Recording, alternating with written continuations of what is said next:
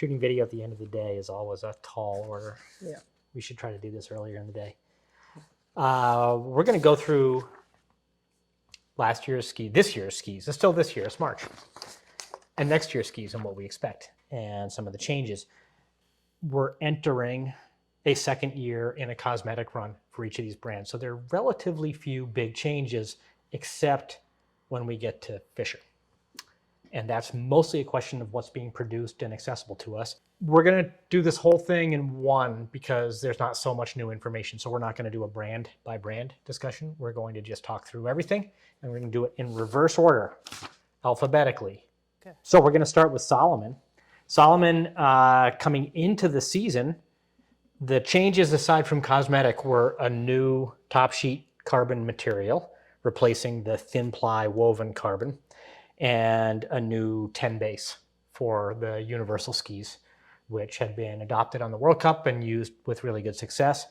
And then there were some camber changes in the classic skis that we think were pretty positive. We weren't expecting to see a really big change in what Salomon was producing this year. We did pull a whole fleet of skis for Amy, and she got to ski on those a fair bit and to test different bases, different models, particularly on the skate side. Impressions? I think Salomon continues to be, if you're looking for something really stable and, like to, wherever you put that ski down for Salomon, that's the direction it likes to go. It's very directional. Then you'll love Salomon skis. In really icy conditions, it's definitely hands down my favorite ski, and it was this year as well. I didn't notice a huge difference in that 10 base. I didn't ski it a ton. It's nice to work with. We didn't test it head to head against the Y base, the previous universal base, to have a really strong feeling on that. Certainly didn't feel like a liability, but it also didn't just jump out and be like, oh, everything's got to be 10 base from now on. It was just very good base. Yeah. The base program from Salomon remains the industry standard. Their cold base is an excellent cold base. Their clear base is the best in the industry. Mm-hmm. And there's no weak point with that 10 base, whereas the Y base, I felt like sometimes as conditions got colder, it could be iffy, and it was unstable. It was hard to work with. It tended to shed carbon blacking. Yeah. Overall, this is an easier base to care for and work with. Salomon are really light to ski on. That's another nice thing. Yep. I do remember I took out a ski when we had a huge snowfall early on, and the snow was not compacting very well. It was very soft, and I thought, this is the right ski. It was it was cold. I took a blue ski, and should have been pretty good, but it felt slow. So I don't know what that was. I think maybe the thinner materials didn't bridge kindly with the deep snow. I mean, one impression that has been growing on you for a couple of years, testing different length skis and different stiffness skis, is that in some of the softer conditions, I think you need lighter material. When we test early season on man-made snow at Craftsbury, you almost can't crank the mid-flex value up high enough. Like stiffer skis are just better. They're more responsive. They hold edge and they're fast and just faster and faster. Not so much in new snow or soft snow. You got to be a little more precise, and there are limits to what works well for you. Yeah. And when we pick skis for you, we tend to pick them for both of us to ski. And maybe at an earlier point in time when you were like really powerful on the bike doing triathlons at 132 pounds and I was a little lighter, we were closer to 10 pounds apart, and now we're pretty solidly 20 pounds apart.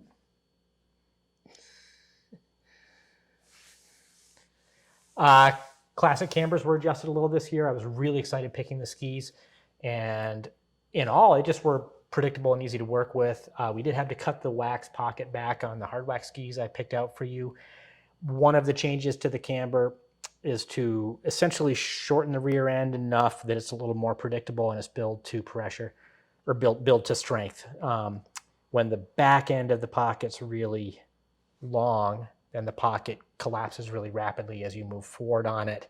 And that had a tendency to make lower flex value skis a little dangerous. With this adjustment, I think we could have brought mid-flex values down a little. This is getting maybe a little too technical, but some of the skis that I selected were, yeah, a little stronger than they needed to be for you, but also we had to cut the front back a little bit to bring the speed up. Once we found them, they were good, but definitely took a little work. I've just realized I just shared a bunch of stuff that you didn't want to share. Some of the, like we like to keep some stuff proprietary, but in the end, I always overshare. So whatever, that's all right. The major point for me about Salomon is that skate ski is the same ski fundamentally that they released in 2018. And at the time, it was like industry leading. It was really revolutionary. It was super light. When that ski hit the ground in 2017 World Championships in Lahti, that was when there was a super icy 50K, and that ski dominated the 50K. What was it, like 3 of the top 5 or 4 of the top 5? It was crazy. That was the one that Alex won. And Tad Elliott was skiing on a ski from the same series as Alex's skis. They were all belonged to Salomon. No athletes had them at that point, and they were lights out. That was his best international race ever. That's over 5 years ago now. That 2017 World Championships is 6 years ago, and the ski was released to the public the following season. And the ski is very much on par, but it hasn't made big leaps forward. It's really the same ski. And so 5 years, it'll be interesting to see whether Salomon comes up with some incremental steps to, move ahead a little. Because I feel like the skis are still awesome, but they're maybe more on par. And yeah, I mean, they're not a disadvantage, certainly. The base material remains a big advantage for Salomon skiers.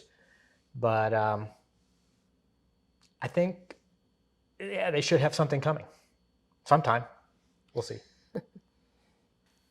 Matsus. Same cosmetic next year. We're now several years into this 3.0 ski, and has kind of found its level.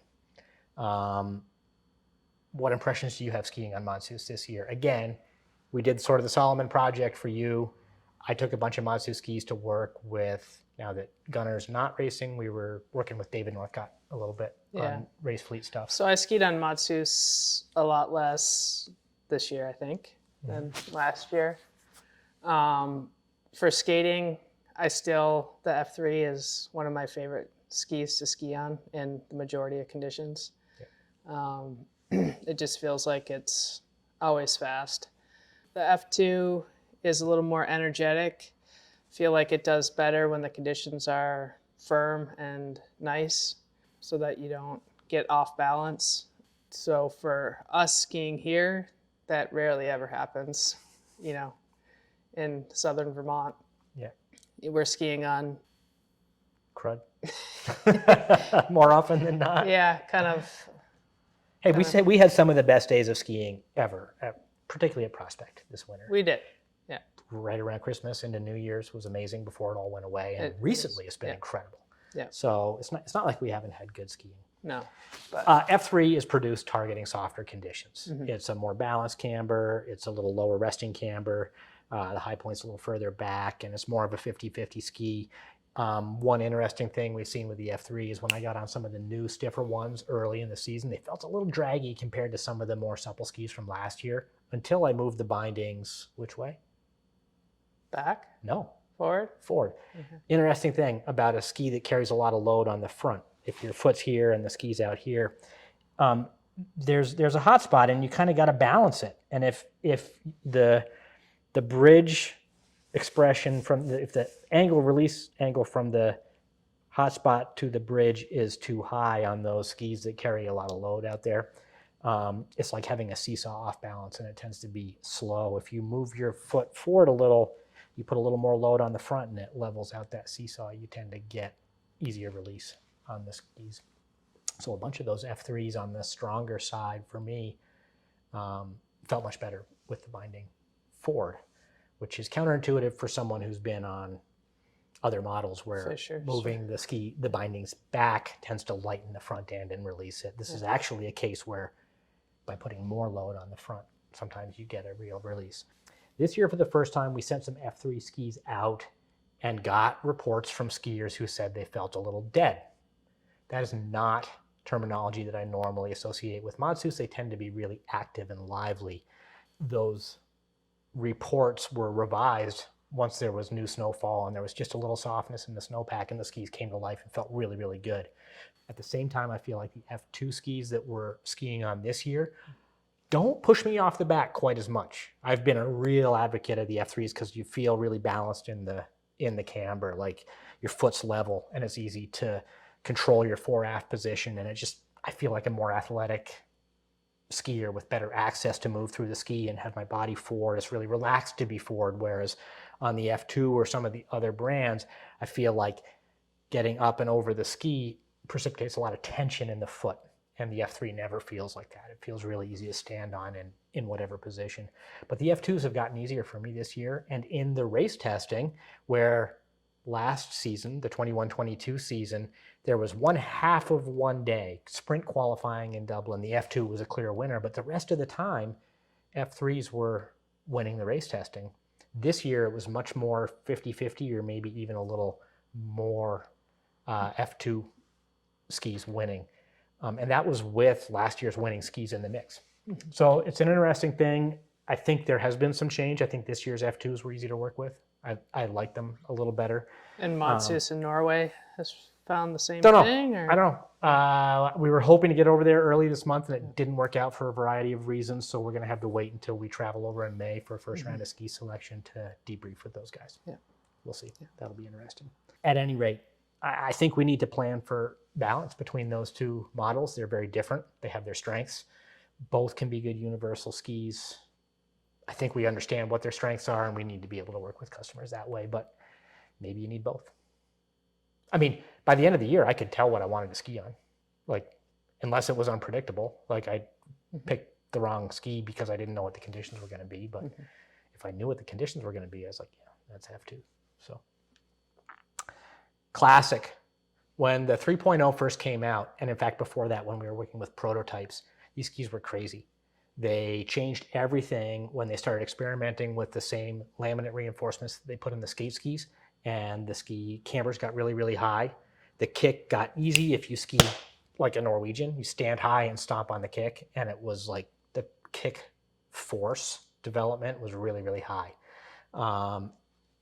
Collecting force, the added materials transmit force really well to the ends of the pocket, so you're getting a huge early kick contribution from the ends of the pocket, and they're super, super fast. But building the pocket was trickier, and skiing on them required precision, and they were not the easiest to work with. I feel like those cambers have normalized over time in the last couple of years through some adjustments and revisions, a little shifting of materials in the last year. The skis have become much more normal, and I think this nets out to a positive in terms of user friendliness, right to the high levels of the sport. You got to have a ski that waxers can wax and skiers can ski, and if it's too far outside the mold, then it's difficult. I kind of miss those really exciting skis, and I still have some. You know, like they're so fast. They're so fast, but you got to be able to go uphill on them too. And at any rate, I think it's a positive thing. But we have to pay more attention to the position of the high point and the height of the camber. And for the first time ever this year, if there was negative feedback on those, it was more typically because I picked them too low rather than they were too fast and couldn't get enough kick.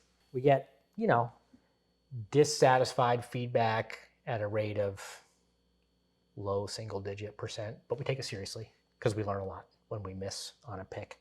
Changes from Matsus for the next year, I don't anticipate too much. Oh, the purple skis. That's just a lot of people asked about the LTD ski, the purple cosmetic. They just decided pretty late in the game prior to the production being finalized to make the green base skis, the LTD skis, in a purple top sheet. So it was super visible.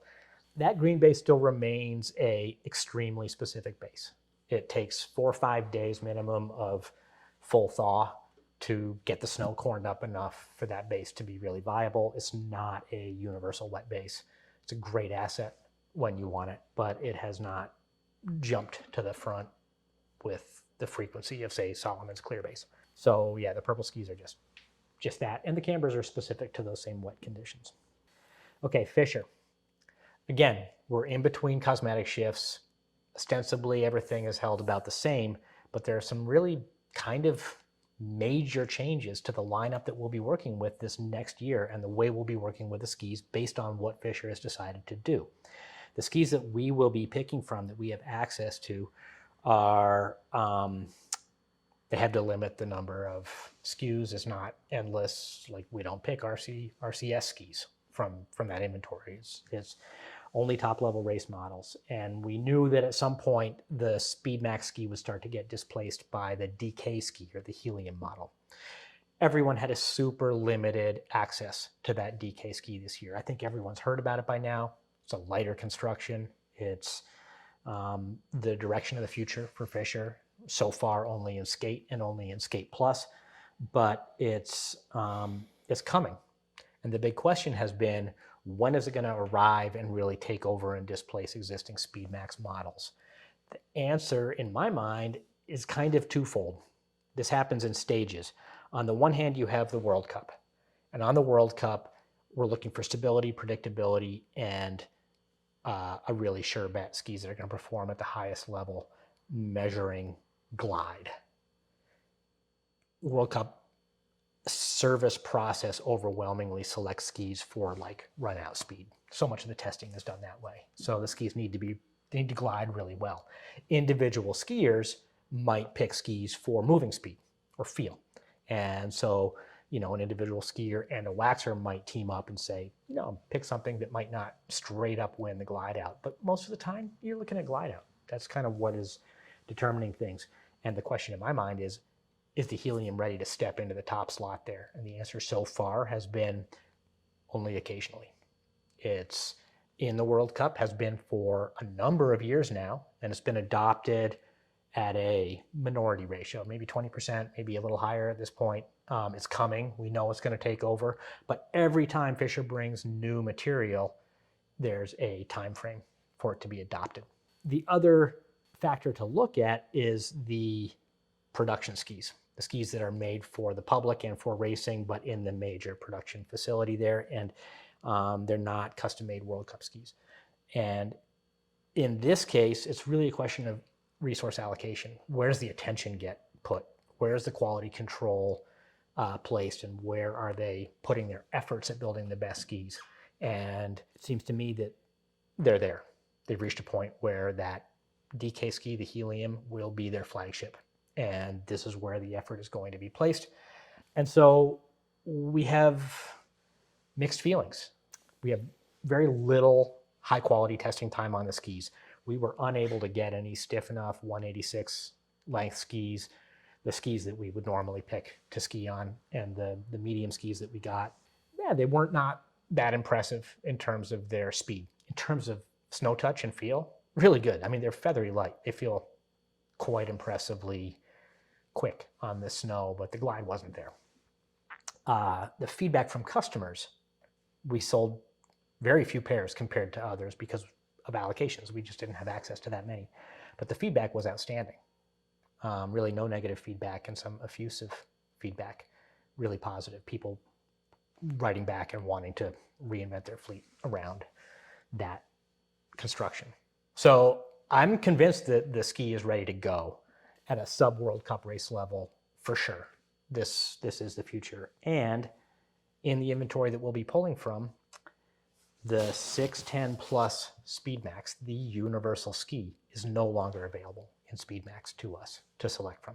It'll still be in shops, but we won't have access to pick our skis from 610 Plus. We will be picking our universal skis as helium model skis. We also have access to the 61K model. That is the 610 Speedmax construction with a revised camber to have the tip and tail split further back down the ski. It's not a shorter wheelbase, but because the tip and tail split further back, you feel less of the tip and tail. The ski almost feels shorter underfoot. It's quite a good ski, particularly in a bit softer conditions. Can be steered with grinding toward colder or wetter snow. We haven't moved a ton of them because we have historically picked more open or less open 610 Plus skis, but that is no longer a thing. That'll all be DK skis. There's also a cold ski. Speedmax Cold lives on, but this is interesting. There's a new cold base material. The 231 base was introduced in Beijing, where it had a huge amount of success.